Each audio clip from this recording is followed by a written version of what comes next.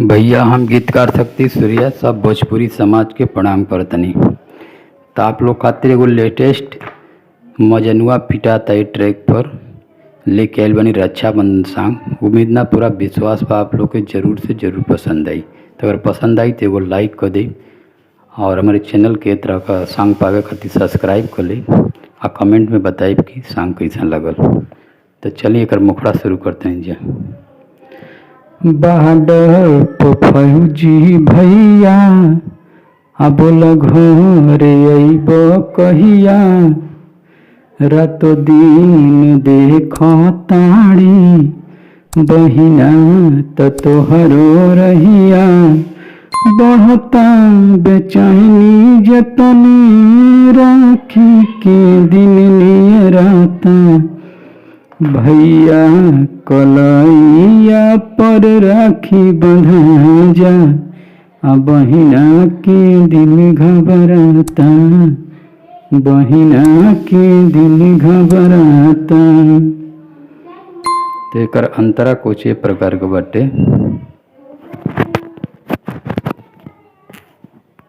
देशवा के सेवा कोहरताड़ो हम जानतानी, फर्ज निभाव ताड़ा अपन हम मानतानी।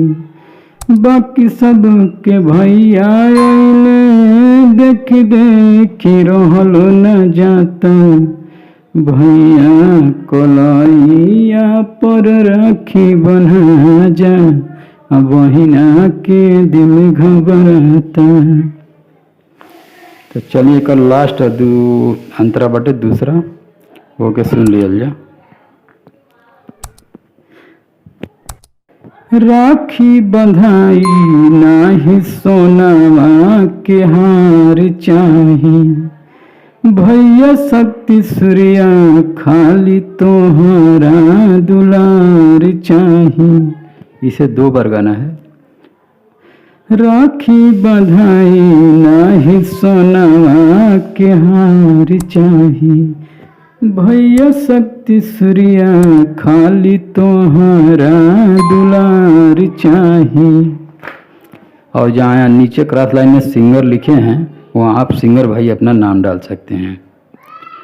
अब को बोइब सिंगर सोची सोची मन अझुराता, भैया कलैया पर राखी बन्हा जा, बहिना के दिल घबराता। तो अगर सॉन्ग आप लोग को तहीं से पसंद आई तो एक लाइक कर दी और कमेंट में बताइए कि कैसा लगा था। हमारे चैनल के सब्सक्राइब कर लिए, इस तरह का फुल और फ्री सॉन्ग हम आप लोग के देते रहेंगे।